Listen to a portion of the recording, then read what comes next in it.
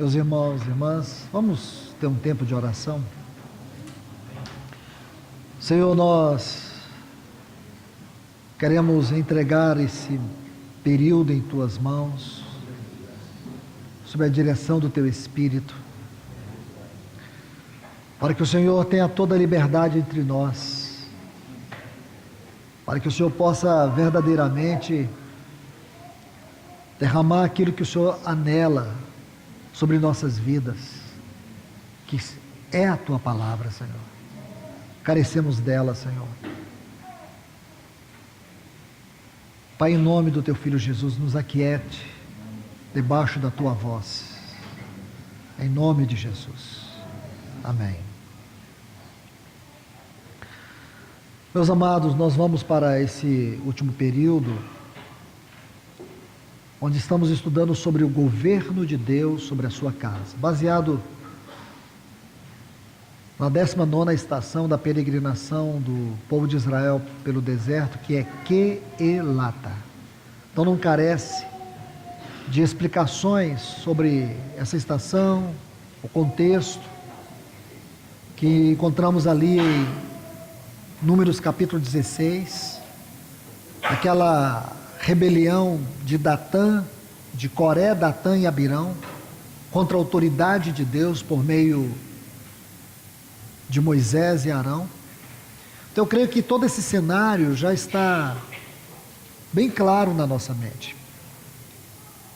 A palavra Quelata nos traz a ideia de uma assembleia confusa, uma assembleia em convulsão. Agora, nessa última palavra, eu desejo ajudar os irmãos a ver como podemos ser uma assembleia adequada, como viver como uma assembleia ajustada. É claro que esse assunto, ele tem muitos aspectos, muitos pontos significativos, muitas aplicações. Então, na verdade, irmãos, gastaríamos muito tempo para abordar as questões inerentes a esta temática. Eu chamo a atenção dos irmãos para que nós possamos meditar, pelo menos, nos primeiros capítulos do livro de Atos dos Apóstolos. Eu sei que de maneira bem sucinta. Que o Senhor nos ajude a perceber todo o cenário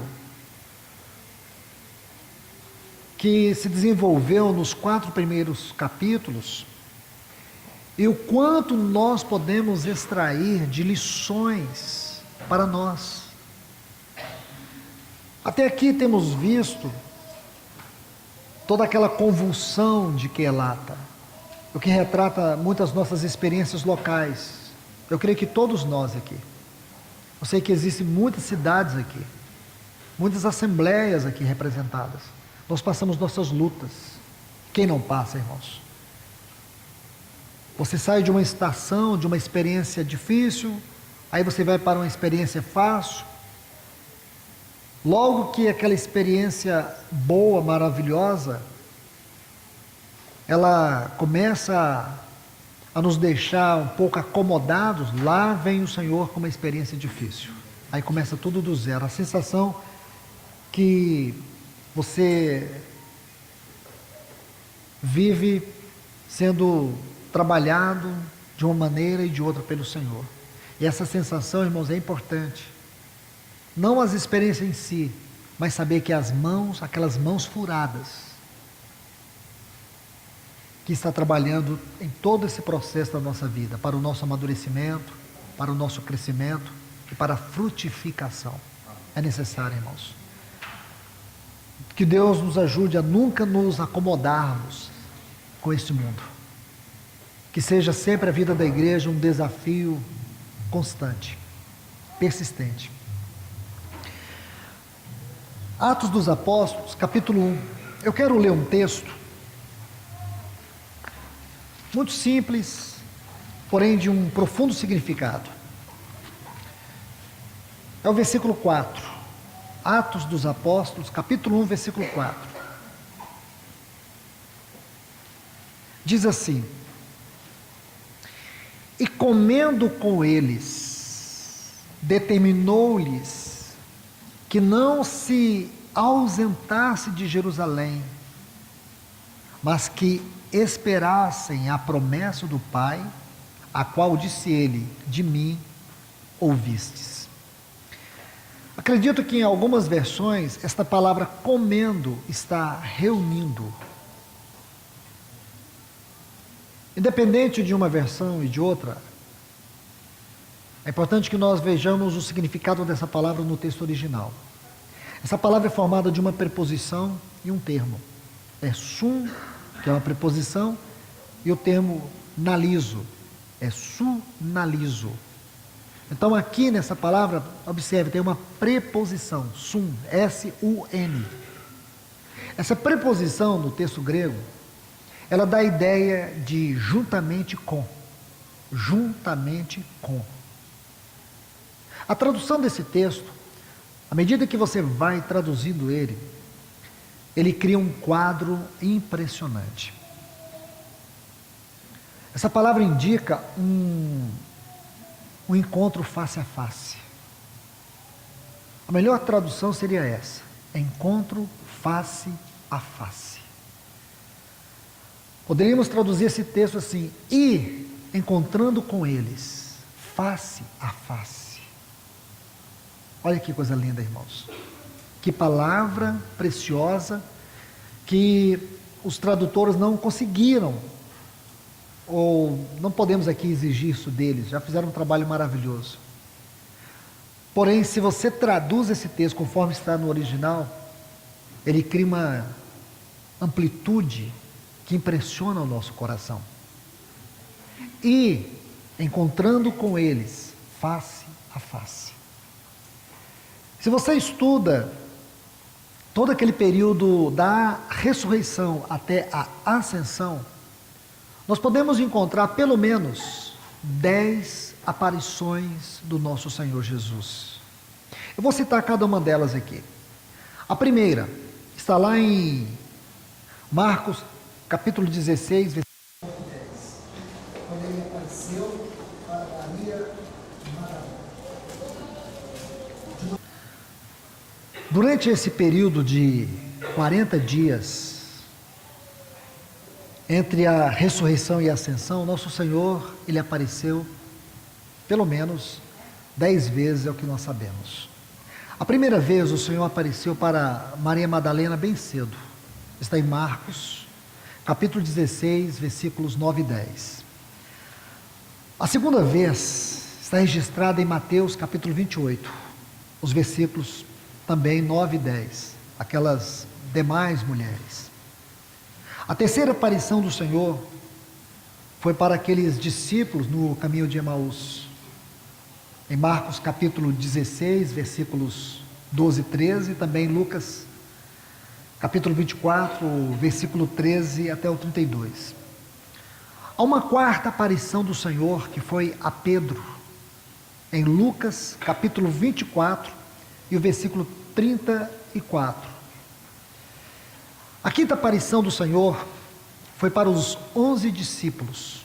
Isso está registrado em Marcos capítulo 16, versículo 14, Lucas capítulo 24, versículos 36 até o 43, e também João, no capítulo 20, versículos 19 até 23. Naquela noite, Tomé não estava presente. Então temos que colocar aqui uma correção. Tomé não estava presente. Depois, em João 20, os versículos 26 até 31, aí sim, Tomé estava presente. Essa é a sexta aparição do Senhor. A sétima está em Mateus, capítulo 21. Nosso Senhor, ele aparece a 7 dos seus discípulos. Aí tem uma oitava, lá na Galileia, ele aparece aos 11, possivelmente a uma grande multidão de 500 pessoas. Em Mateus capítulo 28, versículos 16 a 20. A nona aparição foi uma aparição muito especial a Tiago. Está em 1 Coríntios, no capítulo 15, o versículo 7. E por último, a 10ª, é uma aparição do Senhor no final, ali na sua ascensão, em Marcos, capítulo 16, versículo 19, Lucas 24, versículo 44 a 53, e Atos dos Apóstolos, capítulo 1, versículo 3. Irmãos, isso aqui é apenas um quadro, nós não podemos ser dogmáticos, mas possivelmente tenha sido estas, se tiver alguma outra, alguém quiser relacionar, amém. Mas estas são as aparições do nosso Senhor naquele período de 40 dias. E quando você lê esse versículo 4 de Efésios capítulo 1, a ideia é que esses encontros, eles foram íntimos. Talvez do ponto de vista da espiritualidade, com relação a cada uma dessas pessoas, teve um impacto mais profundo do que durante aqueles 3 anos e 6 meses que o Senhor Jesus andou entre eles. Existe uma questão muito interessante para nós estudarmos, o relacionamento de Jesus com as multidões e com os seus discípulos.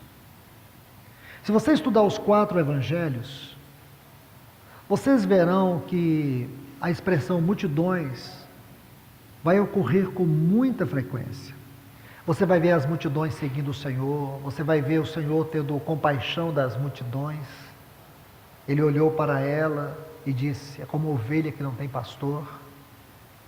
Você vai ver a multidão seguindo Jesus por causa dos milagres, por causa do pão. Aquela multidão também, ou as multidões, elas são vistas em outras situações, como por exemplo, quando o Senhor entra em Jerusalém, em Mateus 21, a multidão recebeu em festa. E depois você vai ver também uma grande multidão absorvendo Barrabás e condenando o nosso Senhor Jesus. Possivelmente muitos daqueles que absorviam a Barrabás e condenavam o Senhor fossem pessoas que ele tivesse curado, mas eram multidão. Nos evangelhos existe uma clara distinção entre multidão e discípulos. Porque o objetivo do Senhor não era as multidões. O objetivo do Senhor era os seus discípulos. Eram homens nos quais ele pudesse formar o seu caráter neles. Homens que respondessem a um chamado, a uma responsabilidade. E a igreja primitiva, ela não foi formada da multidão, ela foi formada dos discípulos. Por isso essas aparições do Senhor, nesses 40 dias, elas constituíram o seu trabalho para formar aquela primeira igreja, a igreja primitiva, a igreja de Atos dos Apóstolos, em Jerusalém. E a partir daquela igreja, nós vemos a expansão do evangelho por muitas regiões. Jerusalém, Judéia, Samaria e os confins da terra. Até chegar a nós aqui. Isso é muito importante, irmãos. Isso é didático. Há muita instrução do Senhor aqui para a nossa correção. Há muito daquilo que o Senhor deseja falar para servir como um farol. Em que sentido? Quando nós nos perdermos, nós podemos voltar. Todas as vezes que nós nos afastamos da doutrina, da prática, daquilo que é a vida da igreja do Senhor, segundo o seu pensamento, nós podemos voltar. Nós podemos refletir e dizer: é aqui que erramos. Então nós podemos retornar e pedir que o Senhor nos restaure. Quando você estuda toda essa experiência aqui, você vai ver que a obra do Senhor na vida dos seus discípulos, ela foi caracterizada por 2 coisas muito importantes. Aquilo que nós chamamos promessa do Pai, promessa do Filho. Eu creio que esse assunto eu até já falei aqui entre os irmãos. Promessa do Pai, aquele que está em Lucas, capítulo 24, versículo 49, que é o Espírito de vida. Lucas 24, 49. Quando o Pai, o Senhor Jesus, ele manifesta a promessa do Pai. Vamos ler esse texto. Vamos ver porque é importante. Eu sei que é repetitivo, mas a repetição é a quinta essência do ensino. Então nunca é demais repetir. Lucas 24, 49.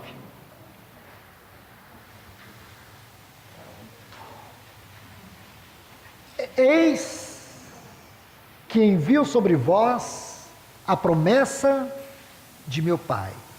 Permanecei na cidade até que do alto sejais revestidos de poder.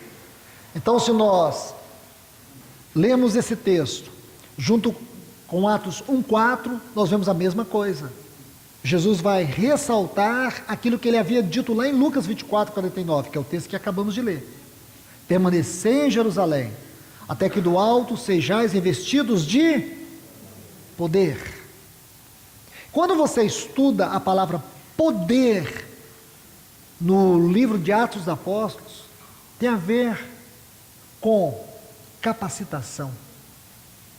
Capacitação. É justamente isso que nós vamos perceber.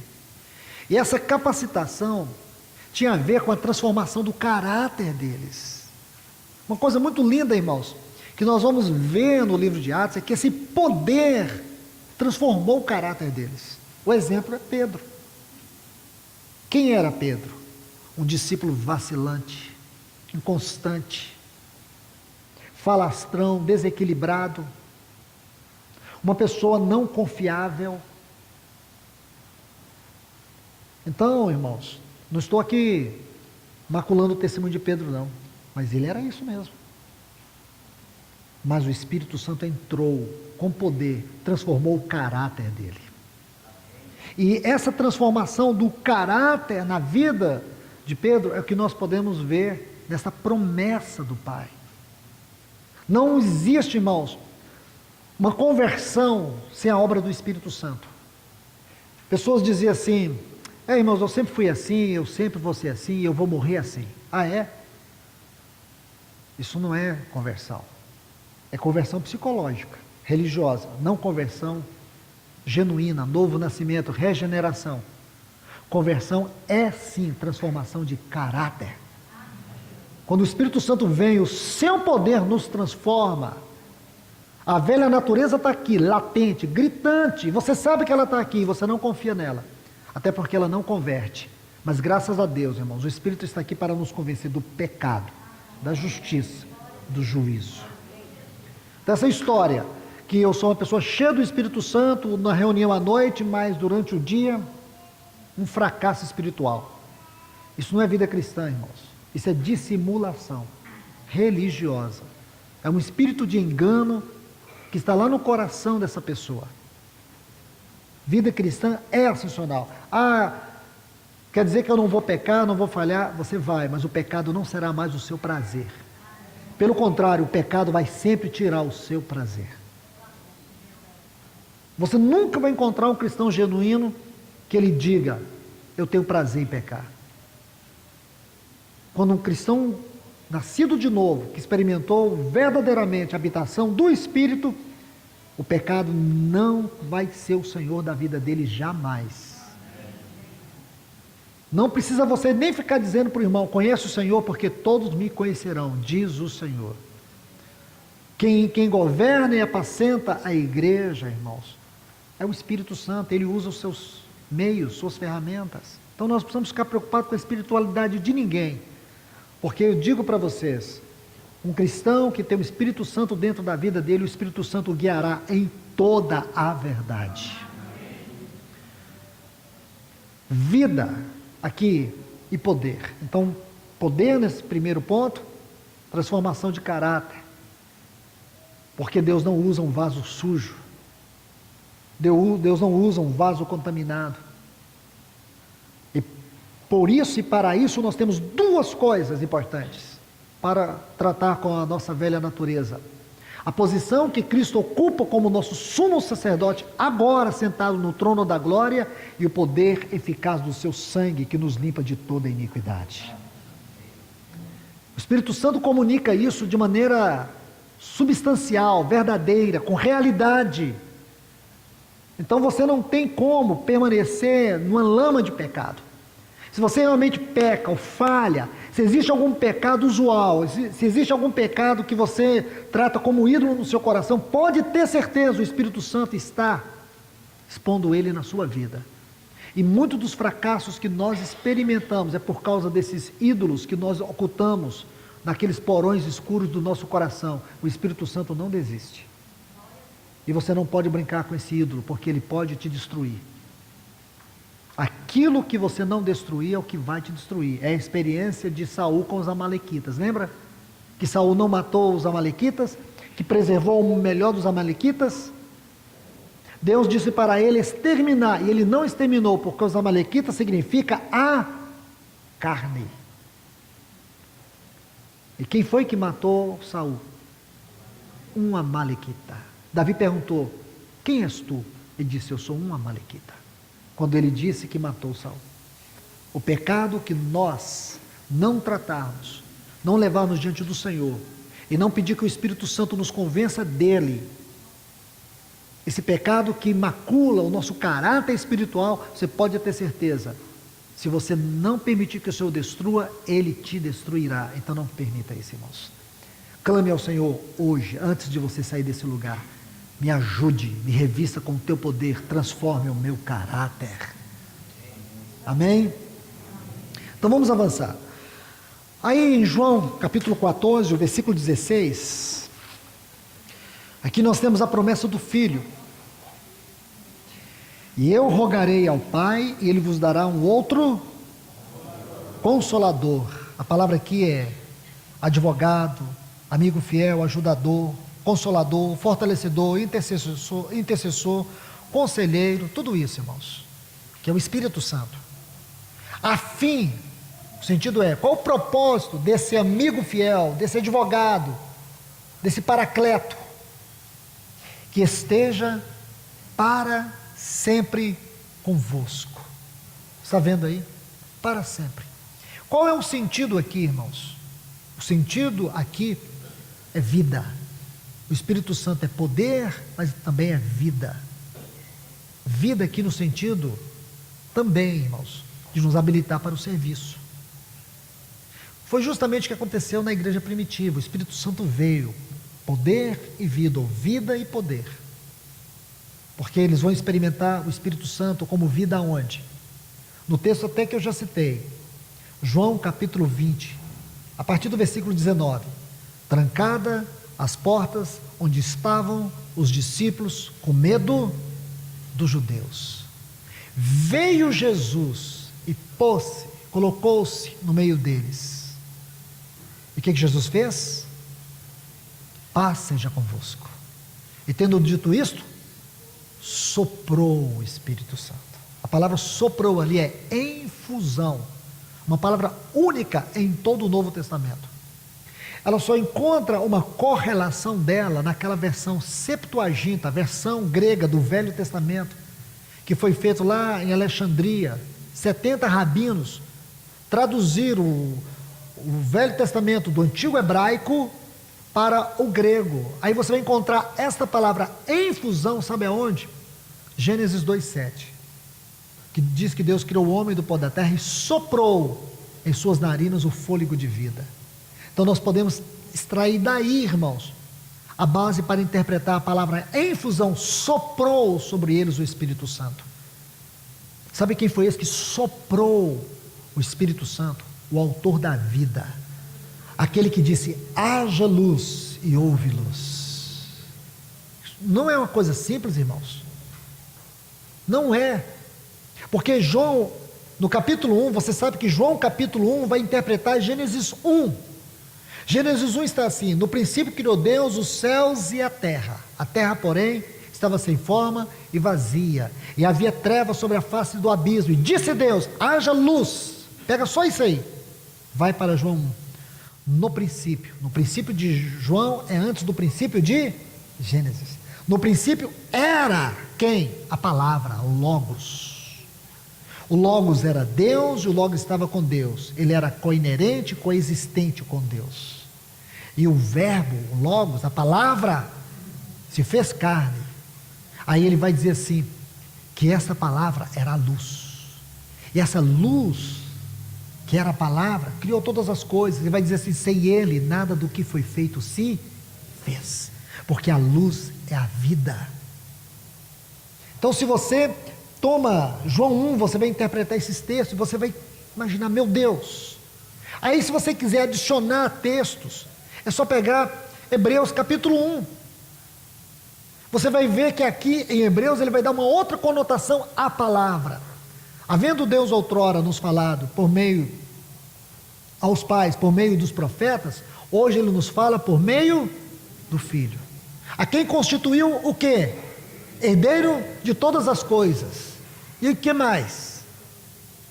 Porque este Filho que é o herdeiro de todas as coisas, ele sustenta todas as coisas pela palavra do seu poder. Ele é o Criador, ele é o sustentador. Esse que é o Criador, é o sustentador, ele chega para aqueles discípulos e diz, sopra o Espírito. E diz, recebei o Espírito Santo. Aqui o Espírito entrou como vida. Então, cada encontro desse, irmãos, se nós fôssemos detalhar, extrairíamos lições preciosíssimas. Agora, os discípulos, aquele Espírito entrou na vida deles. Aí o nosso Senhor continua visitando eles, tendo visitas face a face. Eles permanecem em Jerusalém. Agora o Espírito, como poder, desce sobre eles em Atos dos Apóstolos, capítulo 2. E aqui eu quero mostrar pelo menos 3 coisas que evidenciavam ou evidenciaram essa habitação, essa experiência. 3 coisas que caracterizaram a igreja primitiva nos seus primeiros dias. 3 coisas, irmãos, que precisam nos perscrutar diariamente. 3 coisas que nós podemos chamar assim como partes de um farol. Quando o navio está vindo em alto mar, tem aquele farol que vai guiando ele. Assim, irmãos, nós podemos chamar esses 3 pontos de um farol para nós. Nos perscruta, para a gente ir aos pés do Senhor em oração e dizer, Senhor, o que está acontecendo? Ajuda-nos. Livro de Atos dos Apóstolos. Sempre temos que voltar a este livro. Então deixe-me mostrar 3 coisas que caracterizaram a vida da igreja naqueles momentos iniciais, que foram fundamentos da sua prática. A primeira, por favor, Atos capítulo 2, versículo 4. Diz assim, o Espírito Santo desceu, todos ficaram cheios do Espírito Santo e passaram a falar em outras línguas, segundo o Espírito lhes concedia que falassem. Irmãos, aqui tem uma palavrinha que é uma chave, que escancara esse texto para nós e tira dele qualquer dúvida ou qualquer má interpretação. Essa expressão, falassem. Se você buscar essa palavra no texto original, é profetegomai. É uma expressão, eu fico falando isso, irmãos, mas não é snob, não. É só para vocês entenderem. Eu vou traduzir essa palavra. O sentido dela aqui é falar de maneira aberta, com ousadia. Não é um termo qualquer, não, irmãos. Deixe-me te ajudar a traduzir esse texto somente usando o livro de Atos. Vamos aqui a algumas passagens. Veja aí no versículo 14 desse mesmo capítulo 2. Vamos traduzir esse profetegomai. O que significa isso, irmãos? Falar alto, abertamente, falar com autoridade, pronunciar uma mensagem elevadíssima. Então o que significa que quando o Espírito Santo desceu sobre os irmãos, eles passaram a proclamar uma mensagem elevadíssima. Eu já ouvi muito, irmãos, eu vim de movimento pentecostal, eu sei como é que essas coisas funcionam. No movimento pentecostal dizia que eles passaram a falar em línguas estranhas. A tradução dessa palavra joga por terra essa má interpretação. Tá certo? Essa má interpretação. porque não é isso que está dizendo o texto. Se você disser que está indo, então você é justamente isso que diz o texto, que você está ferindo os termos. Está falando coisa com coisa. Não é isso. Falassem. Essa palavra é a chave para abrir esse texto. Deixe-me colocar essa palavra conforme está no texto original. Ela ocorre pelo menos 2 vezes mais em Atos. A primeira está aqui, versículo 14. Então se levantou Pedro com os 11. Olha essa frase. Erguendo, levantando a voz. A gente fala uma frase simples, porém no texto original não é isso. E eu posso te dizer mais, com propriedade, que não é só isso. Porque se você seguir lendo, você vai ver que Pedro prega uma mensagem, ele fala sobre 7 temas acerca de Cristo. E quando ele termina, no versículo 37, começa aqui, Pedro erguendo a voz. No versículo 37 diz assim: compungiu-se-lhes seus corações. Sabe o que significa essa frase? Compungiu-se-lhes. A tradução dela é perfurar. Eles sentiram perfurados quando Pedro ergueu a voz. Então não é uma coisa qualquer. É a mesma palavra no texto grego que está aqui. Erguendo a voz é a mesma. Falassem. Conforme o Espírito Santo lhes concedia que falassem. Conforme o Espírito Santo concedia que eles proclamassem. Levantasse a voz. Não é um termo qualquer. E vou lhes dar um outro texto. Atos, capítulo 26. Versículo 25. Faço questão que todos nós contemplemos esse texto. Por causa de um ponto singular que tem aqui. Atos 26. O versículo 25. Paulo, porém, respondeu: não estou louco, ó excelentíssimo Festo. Pelo contrário, olha o que ele diz: digo palavras de verdade. Uma frase simples, porém no texto original não é. No texto original, Paulo está dizendo: eu digo palavras contundentes, eu digo palavras solenes, eu digo palavras que perfuram. É justamente isso, porque Festo diz assim, Paulo está dando aquele maravilhoso, expondo aquele maravilhoso assunto, com tanta contundência, com tanta vida. Aí está assim, versículo 24, dizendo ele essas coisas em sua defesa, Festo o interrompeu em alta voz. Bom, Festo colocou aqui, em alta voz. Essa alta voz de Festo não se comparava ao que Paulo iria dizer. Estás louco, Paulo? As muitas letras te fazem delirar. Aí Paulo diz: não estou louco, ó excelentíssimo Festo. Pelo contrário, digo, aí ele vai colocar essa palavra, digo um discurso, uma mensagem aberta, contundente e penetrante. É isso, irmãos.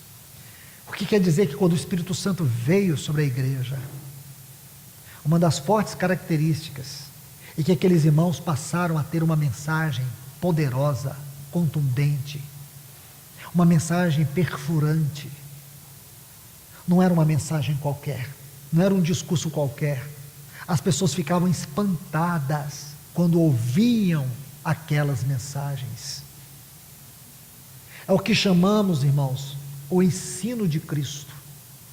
Muitas vezes vocês vão ler, como por exemplo na conclusão do Sermão do Monte, em Mateus capítulo 7, quando termina o Sermão do Monte, diz assim: as multidões ficavam maravilhadas com a sua doutrina. Essa expressão maravilhadas é uma infeliz tradução do texto original. A palavra ali é arrancar com uma pancada. É esta palavra que está ali traduzido. Arrancar com uma pancada. A tradução Reina Valera em português chega muito próximo do original. Diz que as multidões ficavam atônitas, espantadas, assustadas com a sua doutrina. Em Marcos capítulo 1 diz isso mesmo, que as multidões ficavam assustadas, porque Jesus não ensinava como ensinavam os escribas. Algo novo aconteceu no mundo, irmãos. O Espírito Santo desceu na igreja, e aquelas testemunhas, lembra? Jesus dizia em Atos 1:8, e recebereis poder ao descer sobre vós o Espírito Santo, e sereis minhas testemunhas. O que significa que uma das razões pela qual o Espírito Santo desceu na vida da igreja, para que a igreja se tornasse testemunhas de Cristo. A tradução desta palavra testemunhas é produtores de provas. O que significa isso, irmãos? Numa interpretação mais coerente. O Espírito Santo, quando desceu na igreja, aqueles cristãos, eles se tornaram testemunhas vivas que Cristo estava vivo, que Ele estava no trono. Eles se tornaram um testemunho vivo de tudo aquilo que Cristo ensinou. Podemos dizer assim, a igreja de Atos dos Apóstolos era uma continuidade dos ensinos, da vida e da obra de Cristo Jesus. Era isso. Hoje, irmãos, nós não podemos ser diferente. Nós precisamos entender que somos a continuidade da obra de Cristo, da pessoa de Cristo, dos ensinos de Cristo. Nada menos do que isso. Nós temos que ter consciência disso. Se nós perdermos essa consciência, nós perdemos tudo. Vamos ser como uma multidão. Eu creio que só isso pode nos caracterizar como discípulos. Só isso pode nos arrancar de uma multidão de religiosos e seguidores, que não devem nada, irmãos. Preferiram Barrabás, que não vão suportar provas. Eu conversava com alguns irmãos que têm cargo do Senhor pela sua casa, e alguns dizem assim, nesses dias que eu estive aqui com vocês, realmente, irmão, há muitos momentos que dá vontade de você abandonar tudo. E sabe por que esses irmãos não abandonam? Porque não tem como mais abandonar. Entende? Não tem como mais abandonar. Nós não temos plano B. Não tem plano B, não tem saída. Não tem como. Como disse Jeremias, só de pensar em não falar o teu nome, um fogo queima dentro de mim. Então, meus irmãos, aqui está um farol para nós. O que nós precisamos buscar nesse tempo? É que o Senhor restaure em nós essa vida, esse poder da sua palavra, porque o mundo está em trevas, as pessoas estão caminhando a passos largos para o inferno. Nós vivemos em uma sociedade tomada por convulsões, por transtornos de ansiedade. Nós somos um dos países mais depressivos do mundo, um dos países mais depressivos e ansiosos do mundo. Nós somos um país onde o número de suicídio de crianças e adolescentes é algo assustador.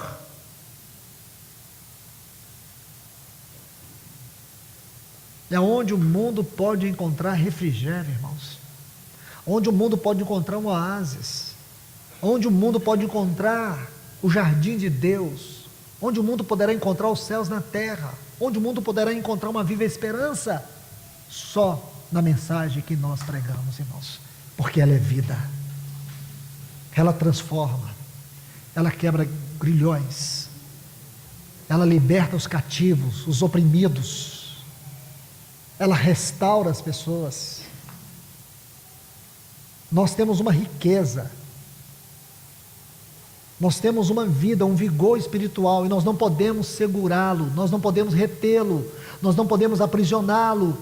O Espírito Santo anela fluir da nossa vida, saltar como um rio de águas vivas sobre as pessoas.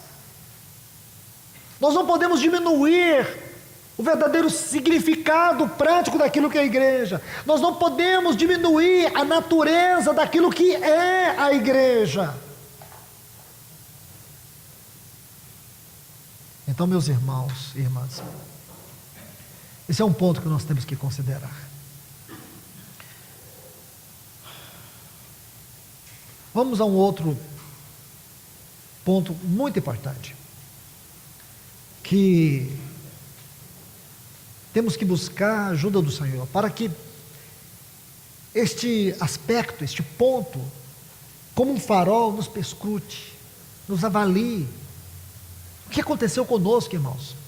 Talvez olhando para Ele, possamos sentir desespero, angústia, possamos nos humilhar e pedir: Senhor, por favor, venha intervir na minha história, na nossa história. Intrepidez. Primeiro você vê o peso, o impacto da palavra na vida deles, e o texto vai dizer assim: e todos ficaram cheios do Espírito Santo e passaram a falar em outras línguas, ponto, conforme o Espírito Santo lhes concedia que falassem. Está vendo aqui? Tem gente até que chama isso de línguas estranhas. Sabia que essa palavra estranha só existe na nossa mente? Estranha é sinônimo de esquisito, confuso. O Espírito Santo não é de confusão. A obra do Espírito Santo não é obra esquisita. A obra do Espírito Santo é vida, é poder, é gozo, é alegria, é paz. Tá certo, irmãos? Então não acrescente, porque a gente fala com uma coisa e lê com a mente. A gente lê ali, e todos passaram a falar em outras línguas estranhas. Não tem estranhas, ok? As coisas de Deus não é estranho, é claro. E o que for mistério, Ele revela. E os segredos do Senhor é para aqueles que têm intimidade com Ele. Segundo o Espírito Santo lhes concedia que falasse, você vai ver aqui, todos que ficaram cheios, tiveram este impacto. Consequentemente, eles passaram a ter uma mensagem, a ter uma palavra, cada um na sua medida.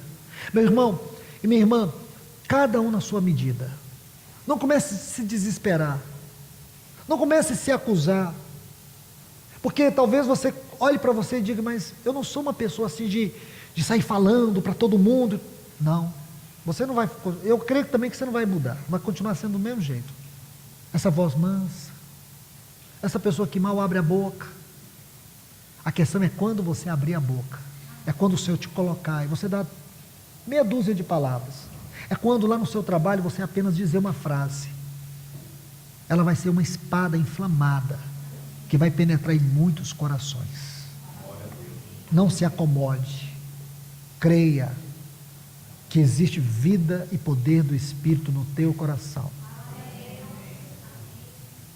Peça ao Senhor que te dê muitas oportunidades, e você vai ver quanta vida vai fluir de você. Intrepidez é um outro ponto muito importante. Vamos ler alguns textos. No capítulo 4, o versículo 13, diz assim, Atos capítulo 4, versículo 13: Ao verem a intrepidez de Pedro e João, sabendo que eram homens iletrados, incultos, admiraram-se, reconheceram que haviam eles estado com Jesus. Antes de ler os outros textos, permita-me apenas interpretar essa palavra intrepidez. Essa palavra fala de um entusiasmo, de uma coragem entusiástica, audácia, segurança. Lindo isso, irmãos. Quando aqueles homens foram cheios do Espírito Santo, o Espírito Santo desceu sobre eles. Essa foi uma característica visível: coragem. Eles não eram tímidos, eles tinham ousadia. É isso que nos falta. Como eu disse há pouco, você não vai mudar o tom da sua voz, você não vai sair pipocando em tudo quanto é lugar. Não. O que vai haver na sua vida é isso aqui. Essas duas coisas conjugadas. Vai haver essa intrepidez e essa palavra firme. Essa palavra que é como uma espada. Essa palavra perfurante. Essa palavra que ela não volta vazia. Essa palavra que é como um pão. Lembra? Eclesiastes 11. Lança o teu pão sobre as águas. Depois de muitos dias o acharás. Então essa palavra que ela vai, porém ela não volta vazia. E aqui você vai ver intrepidez, essa coragem. O que aconteceu com eles? Essas pessoas ficaram olhando para estes homens, Pedro e João, homens simples, homens incultos, mas havia algo neles. Porém eles perceberam que esse algo neles era resultado de uma outra coisa. E qual era? Eles haviam estado com Jesus. Irmãos, será que nós temos nos encontrado com o nosso Senhor? Será que encontrar com o Senhor é uma parte da rotina da nossa vida? Será, irmãos? Será que nós temos encontrado com Ele na Sua palavra? Será que nós temos encontrado com Ele na nossa devoção? Será que Ele é mesmo alguém que a gente canta aqui, como o rei Davi, quero te adorar? Te amo, ó Senhor. Será que é isso, irmãos? Ou é só nas letras que a gente lembra dele, nas canções? Ou ele é parte inerente, importante para a nossa existência como igreja, como um cristão, como uma cristã? Era o andar com Jesus que produziu aquela intrepidez. Agora o Espírito Santo, ele veio trazer aquele andar, aquela comunhão, ele veio tornar isso em uma palavra. O que significava aquela comunhão com o Senhor? O que significou aquele tempo que eles passaram com o Senhor? Isso foi transformado em intrepidez. As pessoas estão confundindo espiritualidade. Tem muitas pessoas que elas gostam de parecer espiritual. E para mim, todo cristão que gosta de parecer muito espiritual, ele não passa de um ser superficial. Então fica, não é? Espiritualidade, irmãos, é igual a ponta de um iceberg. A grandeza fica para baixo, escondido. As pessoas precisam sentir é que nós andamos com o Senhor. Não é um conhecimento intelectual dele, é que nós temos comunhão com Ele. E isso não precisa ser nenhuma exibição. Isso é uma realidade que as próprias pessoas vão sentir. Foi o que aconteceu. E sabe aonde que essa realidade era visível? Na intrepidez, na coragem, na ousadia. Deixe-me colocar mais textos. Ainda nesse capítulo 4, olha o versículo 29. É uma oração da igreja. Aí os irmãos oram e dizem assim: agora, Senhor, olha para as suas ameaças e concede a teus servos que anunciem com toda coragem, intrepidez, segurança, tua palavra. Meus irmãos, é isso que nos falta, segurança. Segurança. Quantas vezes ouvimos os irmãos dizerem assim, lá na faculdade, os irmãos ficam falando mal de Deus, dizendo que Deus não existe. Irmãos, coisa mais simples do mundo. Provar que Deus não existe é um ato de uma fé sobrenatural. Você precisa ter mais fé para provar que Deus não existe do que dizer que Ele existe. Entende, irmãos? Para mim, todo ateu, ele tem uma fé inexplicável. Imagina, irmãos. Um ateu amanhece o dia e diz, nossa, que dia lindo, mas ele não tem a quem agradecer. Ele respira, graças a Deus estou vivo. Não tem, irmão, não tem noção. Uma pessoa que diz que Deus não existe. Então não fica perturbado com isso não. Porque aquilo que está em você é uma verdade absoluta. Você não precisa preocupar com a incredulidade das pessoas. Você não precisa preocupar porque as pessoas te reprimem. Eu falo isso para os jovens. Você não precisa se sentir inseguro. O Espírito de Deus está em você.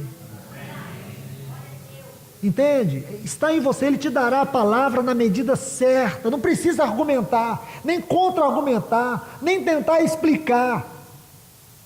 Não precisa nada disso.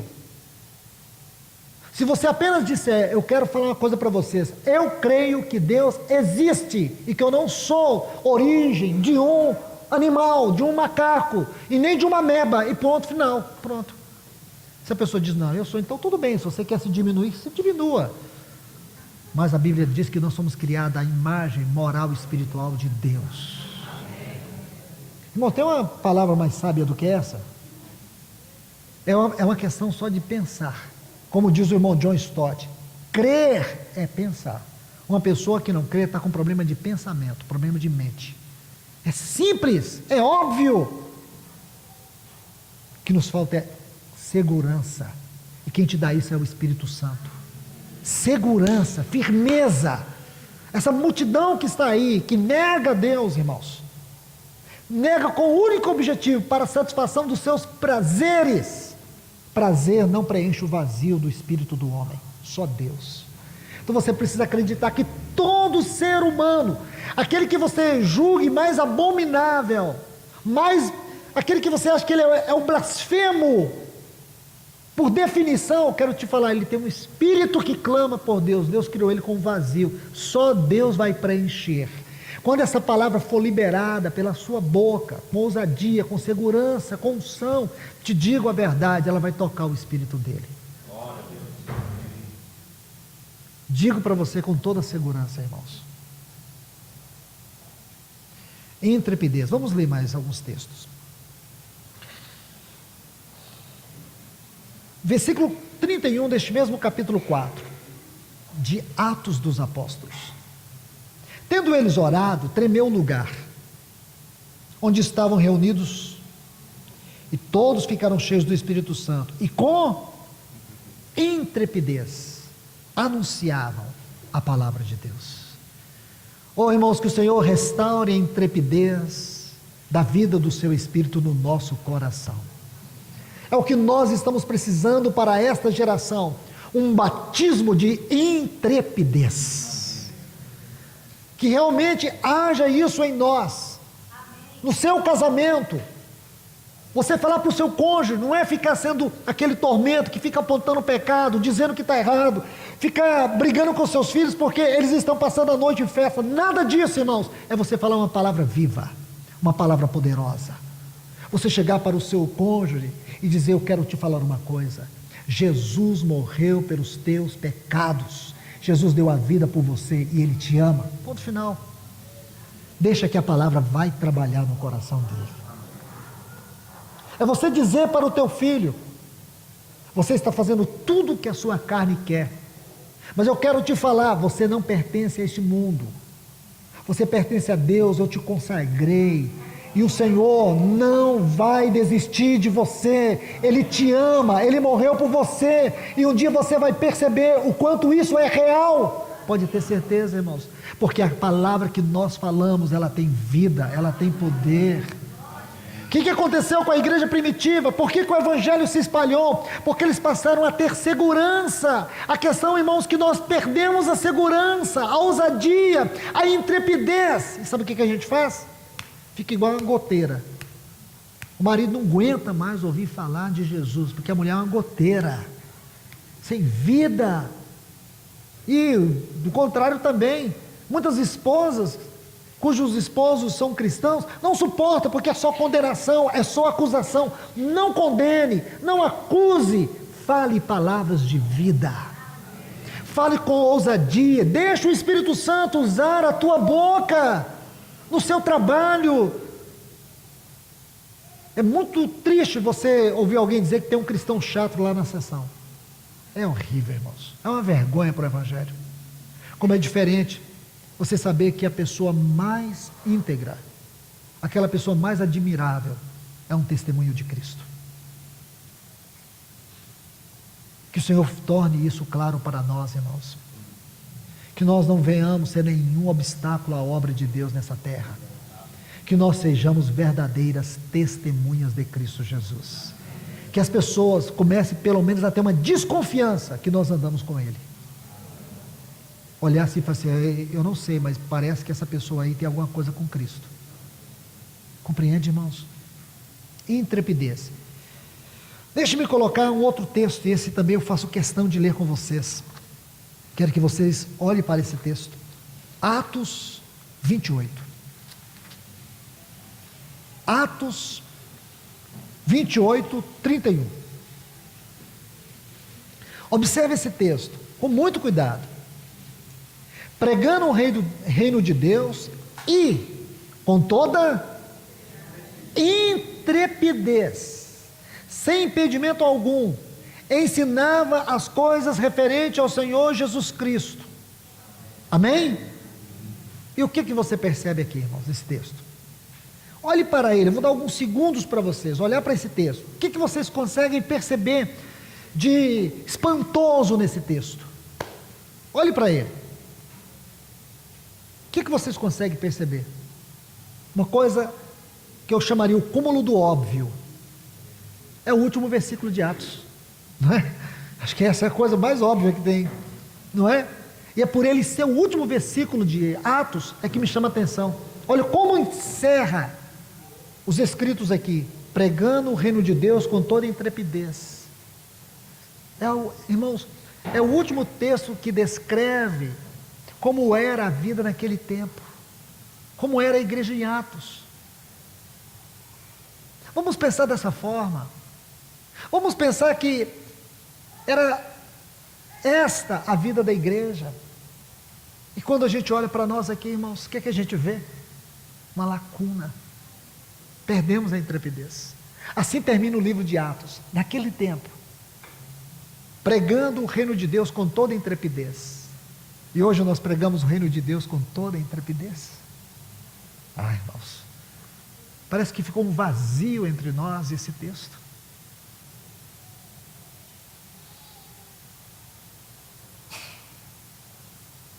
Você olha para ele, parece que ficou um buraco entre nós e ele. Por que perdemos a intrepidez, irmãos? Não podia ter perdido. A igreja é o que é hoje porque nós perdemos essa intrepidez. Confiamos na nossa capacidade. Buscamos outras formas de pregar o Evangelho, outras formas de anunciar o Evangelho, de falar do reino de Deus.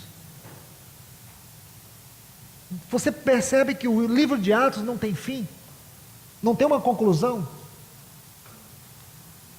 Posso dizer para vocês assim, esse livro, ele termina aqui, no sentido literário, de uma maneira muito comum.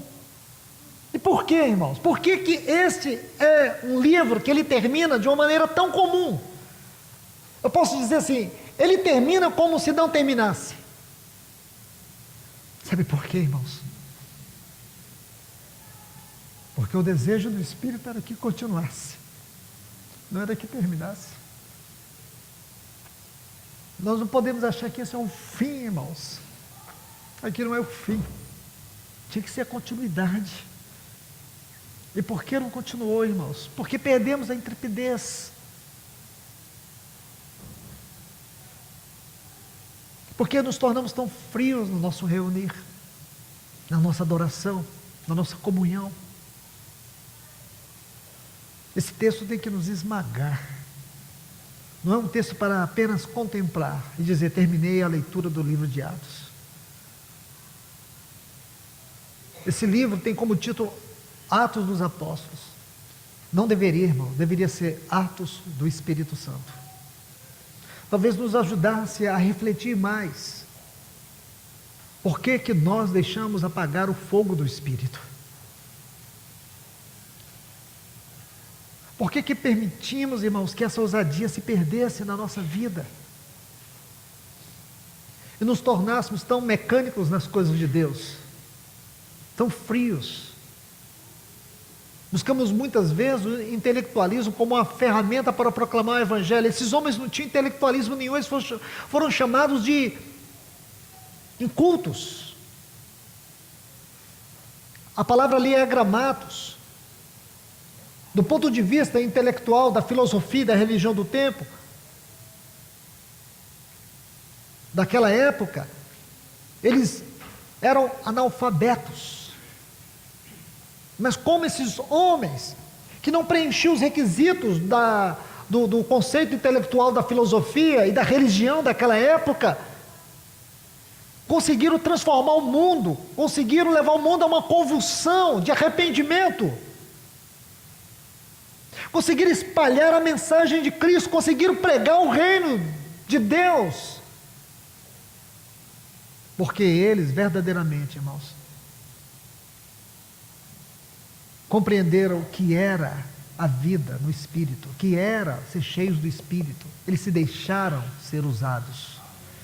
Irmãos, que nós venhamos dizer para o Senhor: Senhor, eu quero me deixar ser usado por Ti. Me esgota em Tuas mãos. Paulo chegou a dizer assim para os irmãos em Coríntios, no capítulo 12: eu de boa vontade me gastei e me deixei gastar. Hoje não, irmãos, nós estamos nos preservando. Nós nos preservamos para os nossos amigos, para os nossos parentes, só que eles estão indo para o inferno. E aí, você já pensou? Pensa um pouco, eles queimando no inferno eternamente, as pessoas que você ama, e você não faz nada, não dá nem a elas a oportunidade de dizer não. Não, irmãos, esse texto tem que nos perscrutar. Intrepidez. Nós vamos concluir, irmãos. Eu quero mostrar um outro ponto muito interessante para vocês. Então, primeiro, era a ousadia na palavra. A palavra de poder que fluiu na vida deles. Eles pregaram uma mensagem eloquente, uma mensagem elevada. Isso se tornou natural para todos eles. Segundo, a intrepidez, como eles proclamavam isso. E ainda havia um outro aspecto que eu não gostaria de deixar passar. É prático, parece até insignificante, mas revelava o coração deles. Era a disposição que eles tinham de entregar tudo ao Senhor. Era o coração livre, como eles dispunham todas as coisas para o Senhor. Eu vou usar duas porções para explicar isso. A primeira está aqui no capítulo 4, versículos 36 e 37. Ela é importante, por quê? Eu vou dizer para vocês. Porque ela vai nos ajudar a entender o episódio seguinte. Atos dos Apóstolos, capítulo 4, versículos 36 e 37.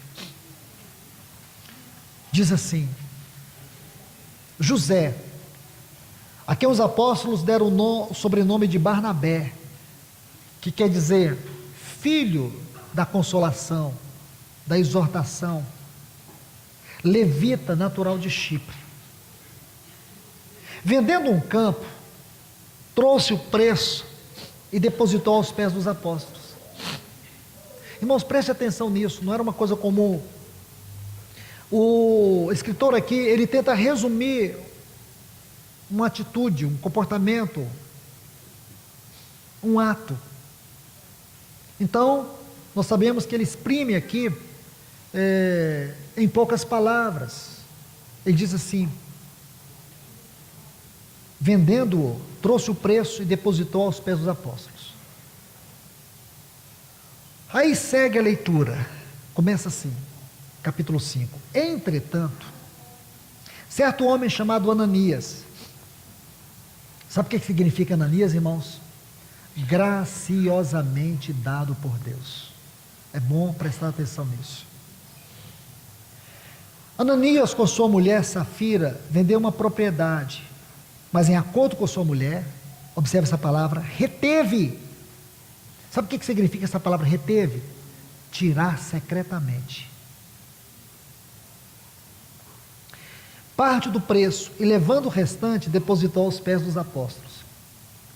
Então disse Pedro: Ananias, por que encheu Satanás teu coração para que mentisse ao Espírito Santo, reservando parte do valor do campo? Conservando, porventura, não seria teu? Porque tem essa ideia que os irmãos da igreja primitiva vendiam todas as suas casas, entregava para os apóstolos e ia morar debaixo das pontes. Não tem isso, irmãos. Os irmãos vendiam seus bens, ficava sem nada. Essa ideia não é bíblica. Tem muita gente usurpando esse texto de maneira inadequada.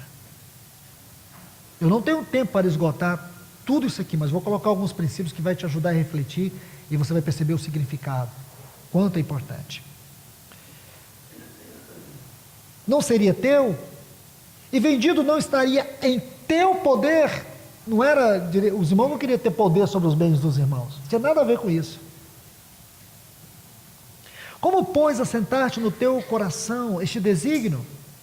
Não mentistes a homem, mas a Deus. Ouvindo essas palavras, Ananias caiu e expirou, sobrevindo grande temor àquela assembleia. Então vamos colocar alguns pontos para a gente concluir. Irmãos, a vida do Espírito que governava a igreja primitiva impactou eles em todos os sentidos. Nós vimos dois aspectos espirituais, podemos colocar assim. O impacto do Espírito, da habitação do Espírito, levou eles a proclamar uma mensagem de maneira elevada, de maneira contundente. Uma palavra que penetrava, ferindo o coração das pessoas, mas não no sentido de destruí-las, mas de transformá-las. Eles tinham intrepidez, ousadia para viver o Evangelho, para proclamar o Evangelho. Agora, no sentido, vamos colocar assim, no sentido material também, eles tiveram um grande impacto da habitação do Espírito. E aqui está um exemplo. Então, vou colocar assim para vocês: todos os nossos bens, todo o nosso dinheiro, tudo que nós oferecemos a Deus, tem um aspecto muito importante. Veja, tudo que você tem, todo o seu dinheiro, tudo, escute, nem tudo que nós entregamos ao Senhor está debaixo da sua inspiração, mas é importante nós saber que tudo está debaixo da sua supervisão. Então muitas vezes você acha que tem que fazer, acha que tem que dar, acha que tem que ofertar, o dízimo, seja lá como vocês chamem. Quero te falar que muitas vezes nós falhamos, porque nem tudo está debaixo da inspiração de Deus, mas é importante nós saber que tudo está debaixo da sua supervisão. Tá certo? Ele está vendo. Esse é o primeiro ponto. O segundo ponto: nossa atitude em relação a dinheiro, a bens materiais, diante de Deus, na presença de Deus, revela duas coisas: se há sinceridade no nosso coração ou se há dissimulação. Muito sério isso, porque tudo isso que nós vamos ver aqui no episódio de Ananias e Safira, eles deram sem a inspiração de Deus, mas esqueceram da supervisão de Deus. Porque Deus não olha o quanto alguém dá, mas como dá. Certo? E não adianta você entregar algo para o Senhor se você não é a verdadeira oferta do Senhor. Porque muitas vezes nós achamos que compramos Deus com os nossos bens. Não. Deus não precisa do nosso dinheiro. Deus não precisa dos nossos bens. Ele pode fazer tudo sem nós. Porém, é um sublime ato de fé e devoção quando nós temos disposição de entregar tudo ao Senhor e colocar à disposição dEle quanto, como e quando Ele quiser. Isso é que é lindo. Isso havia na igreja primitiva. Um outro ponto que eu quero dizer para vocês: lembre que eu disse que o nome Ananias significa dado graciosamente por Deus. Porém, ele era uma própria contradição, porque ele não tinha a graça de dar ao Senhor. Ele era uma graça de Deus, mas ele não tinha a graça de entregar para Deus. Um outro ponto que eu quero que vocês observem, aquela palavra reteve. Vou te dar um texto que vai abrir essa palavra para vocês. Tito, capítulo 2 e o versículo 10. Ali você vai pegar o verdadeiro significado desta palavra. Reteve significa retirar secretamente. Sabe o que esta palavra reteve mostra para nós? Essa palavra vai revelar o coração de Ananias e Safira. Eles dispuseram uma oferta para o Senhor, como se dissesse: nós vamos dar tanto, mas na hora de entregar, eles secretamente tiraram uma parte. Essa palavra reteve vai ajudar. Tirar secretamente. É como se eles dissessem: vendemos um campo, queremos consagrar ao Senhor, e queremos dar uma parte para o Senhor, porém a parte que eles deram, falaram que dariam para o Senhor, sabe o que eles fizeram? Tiraram secretamente. Esta palavra é muito importante. Observe isso, irmãos, muito importante, porque eles se tornaram um doador fraudulento. Assim era o Ananias, um doador fraudulento. Ele fingia que entregava, porém não entregava. Agora, por que o Espírito Santo colocou essa história para nós? Dois lados. Porque tem um outro lado do Barnabé, filho da consolação, aquele que vendeu e disse: Senhor, tudo que eu tenho é teu, eu sou apenas um mordomo. Que lindo isso, irmãos. É viver pela fé. A gente acha que viver pela fé é o irmão que não tem pão para comer. O irmão não tem nada para comer. Como é que você vive, irmão? Pela fé. Eu queria ter uma fé dessa aí, porque para mim isso não é fé, irmãos. Essa aí é fé que não tem respaldo na Bíblia. Sabe o que é fé, irmãos? É você dizer: Senhor, eu tenho um celeiro cheio, mas ele é teu, eu sou apenas um mordomo, quero ser teu servo. Pode ter certeza que o Senhor vai te dar celeiros, porque fé aqui envolve responsabilidade, não é uma coisa. Fé é um pulo no escuro. Aonde está isso na Bíblia, irmãos? Fé é você ter a certeza que Deus está sustentando sua vida com as suas mãos. A gente acha que viver pela fé, irmãos, é como os missionários que deixaram tudo aqui e foram depender do Senhor lá na África. Ora, irmãos, viver pela fé também é morar na Suíça e amar o Senhor e viver fielmente. Viver pela fé é viver com fidelidade. Tá certo? Então vamos colocar as coisas nos seus devidos lugares, para a gente não criar distorções. E aqui está uma questão muito séria. Meus irmãos, eu sei que eu ultrapassei o horário, eu estou olhando ali, eu não sei que os irmãos não mudaram aquele relógio, mas se mudaram, eu me sinto muito culpado de passei. Mas me perdoem, irmãos. Que Deus vos abençoe ricamente. Amém? Que essa palavra sirva de ajuda para os irmãos. Que essa palavra seja um marco na experiência de cada um de nós, individual e congregacional. Que Deus vos abençoe. Senhor, nós te louvamos, nós te agradecemos. Obrigado por tudo, Senhor. Obrigado por esse tempo tão maravilhoso que o Senhor nos deu aqui. Te agradecemos por cada irmão, cada irmã. Obrigado pelo teu Espírito, Senhor. Obrigado pela tua palavra. Em nome de Jesus. Amém.